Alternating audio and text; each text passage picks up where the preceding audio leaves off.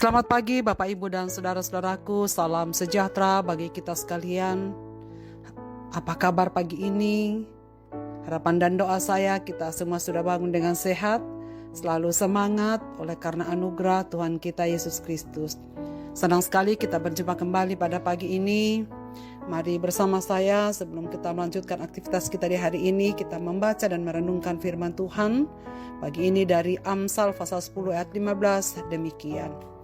Kota yang kuat bagi orang kaya ialah hartanya, tetapi yang menjadi kebinasaan bagi orang melarat ialah kemiskinan. Saya ulangi sekali lagi saudara sekalian, kota yang kuat bagi orang kaya ialah hartanya, tetapi yang menjadi kebinasaan bagi orang melarat ialah kemiskinan. Kekayaan dan kemiskinan adalah godaan. Saudara-saudaraku, siapa yang tak ingin kaya? Tentu tidak ada, bukan? Siapa yang mau menjadi miskin? Juga tidak ada. Semua orang menginginkan kekayaan dan semua orang tak menginginkan kemiskinan. Saudara, karena ingin kaya, segelintir orang akan berjuang, berupaya semaksimal mungkin agar bisa menjadi kaya dan memiliki harta benda sebagaimana yang diingini. Dengan harapan kekayaannya dapat melakukan apa yang dia ingini dan menjadi kesenangannya. Namun saudara sekalian, kalau kita mengingat ayat yang lain dalam kitab Amsal, dalam pasal 30 ayat 8 dan 9 dikatakan, jauhkanlah daripadaku kecurangan dan kebohongan, jangan berikan kepadaku kemiskinan atau kekayaan.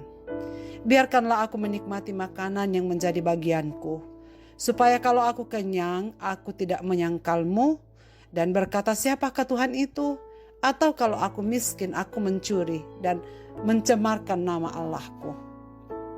Saudara sekalian, kata Amsal, jangan berikan kekayaan. Bukankah kekayaan yang dicari oleh setiap orang? Mengapa ia mengatakan jangan beri aku kekayaan? Karena jika kaya atau kenyang, mereka bisa menyangkal Tuhan, tidak mengenal Tuhan. Dan siapakah Tuhan itu? Dan juga jangan memberikan kemiskinan, sebab apabila miskin orang mencuri dan mencemarkan nama Allah, bahwa mereka tidak dipelihara dengan baik. Maka kita dapat mengatakan bahwa kekayaan dan kemiskinan merupakan godaan. Kekayaan membuat manusia menomorduakan Tuhan dan mempertuhankan kekayaan. Kemiskinan membuat orang melakukan kejahatan dengan mencuri, melakukan kecurangan, bahkan merampok, ataupun melakukan kebohongan. Sudah menarik sekali permohonan Agur bin Yakub, penulis Amsal yang kita baca pagi ini, mengatakan adalah mau menikmati makanan yang hanya bagiannya saja.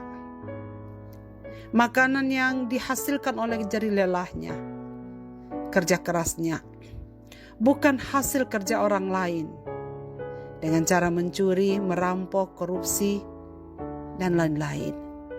Jika kita kaya, jangan menyangkal Tuhan, tetapi muliakan Tuhan dengan hartamu. Jika kita miskin, jangan menggunakan cara yang tidak baik untuk memperoleh kekayaan. Saudara sekalian, teks yang kita baca pagi ini, ternyata kekayaan juga dapat menjadi kubu pertahanan seseorang. Ada yang mengira bahwa mereka bisa berlindung di balik kekayaannya. Mereka berbahagia karena mereka kaya. Mereka bisa berlindung pada harta bendanya yang ia punyai. Namun saudara sekalian, inilah kelemahannya. Sebab kota yang kuat bagi orang kaya menurut sangkanya adalah hartanya. Padahal kekayaan adalah titipan Tuhan semata-mata. Kekayaan terlalu lemah dan sama sekali tidak cukup mampu melindungi mereka dari buruknya kejahatan. Akan terbukti bahwa mereka tidak seaman yang mereka sangka. Sebab banyak masalah yang dapat ditimbulkan kekayaan. Kekayaan dapat dijadikan sebagai kubu perlindungan. Bahkan kekayaan mereka justru malah akan menunjukkan keberadaan mereka dan bersandar pada kekayaan dan kekuatannya. Di manakah Tuhan? Ketika seseorang bergantung pada kekayaan yang tidak menentu, yang akan mengecewakannya, atau yang menjadikannya sombong dengan kekayaannya, akan memandang remeh orang lain, memandang enteng orang lain, dan menganggap dirinya paling aman, seperti berada di kastil yang kuat dan tidak takut pada apapun, termasuk kesusahan, penyakit, dan kemiskinan. Dan ternyata bahwa penyakit, kesusahan, kematian tidak dapat dibeli dengan uang, seberapapun kekayaan yang kita punya. Itulah sebabnya saudara sekalian, Yeremia menasihatkan dalam pasal 17 ayat 5, terkutuklah orang yang mengandalkan manusia, yang mengandalkan kekuatannya sendiri dan yang hatinya menjauh dari Tuhan. Saudara sekalian, bagaimana nasib orang miskin? Dalam teks yang kita baca pagi ini juga sama, bahwa orang melarat menyangka mereka bisa binasa karena miskin. Namun itulah kesalahan berat mereka. Yang menjadi kebinasaan bagi mereka bukanlah karena kemiskinan, tetapi karena mereka melarat. Kemiskinan menenggelamkan semangat mereka dan menghancurkan penghiburan mereka. Padahal bisa saja seseorang hidup dengan sangat nyaman meskipun hanya memiliki sedikit saja, yaitu apabila dia merasa cukup dengan yang sedikit itu dan terus menjaga akal sehatnya serta hidup dalam iman. Kemiskinan bisa membuat seseorang memang bertindak nekat untuk menghalalkan segala macam cara agar mendapatkan harta benda atau apa yang diingini. Jadi, saudara-saudaraku, bagaimanakah sikap kita terhadap kekayaan? Jangan melupakan Tuhan. Tuhan satu-satunya kubu perlindungan dan pertahanan. Tetaplah rendah hati, memakai segala sesuatu yang Tuhan percayakan kepada kita untuk kemuliaan-Nya. Saudara sekalian, jika miskin jangan berbuat dosa dengan mencari kekayaan dengan orang-orang yang berdosa.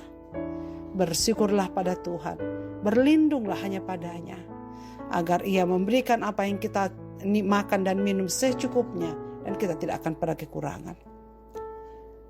Bersyukurlah pada Tuhan yang memberikannya. Tetaplah Tuhan menjadi kubu pertahanan, bukan kekayaan.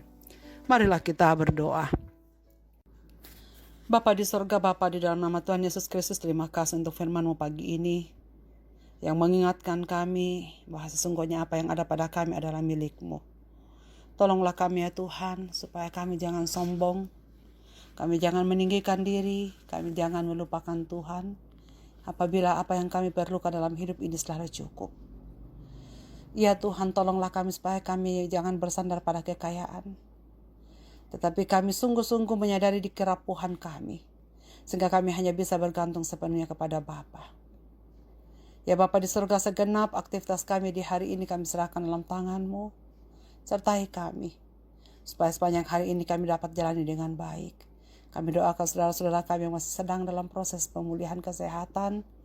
Kami doakan mereka yang sedang berduka. Kami doakan yang sedang berada pada kondisi-kondisi terpuruk dalam hidupnya. Hiburkanlah mereka ya Tuhan. Buatlah mereka percaya kepadamu. Dan supaya mereka mengutamakan Engkau dalam segala perkara. Pada pagi ini Bapa, kami serahkan diri dalam tangan-Mu untuk beraktivitas. Kami serahkan seluruh umat-umat-Mu di seluruh Indonesia dan di seluruh dunia. Hamba-Mu menyerahkan segenap pelajar yang sedang menuntut ilmu, baik di sekolah-sekolah dasar, sekolah playgroup, sampai kepada perguruan tinggi. Anak-anak kami yang sedang kuliah dan tinggal di tempat-tempat kos, Tuhan peliharakan mereka dengan damai sejahtera-Mu, dan mereka bisa beraktivitas di hari ini. Bapa di surga, ke dalam tangan kasih-Mu kami serahkan hidup kami, sertailah kami supaya kami tetap menjadi kaya di dalam Engkau yang menjadi jaminan hidup kami. Sebab tiada pun yang dapat menandingi Engkau ya Tuhan. Terima kasih, dalam Kristus Tuhan kami berdoa. Amin. Selamat beraktivitas Bapak Ibu dan saudara-saudaraku. Tuhan Yesus memberkati kita sekalian.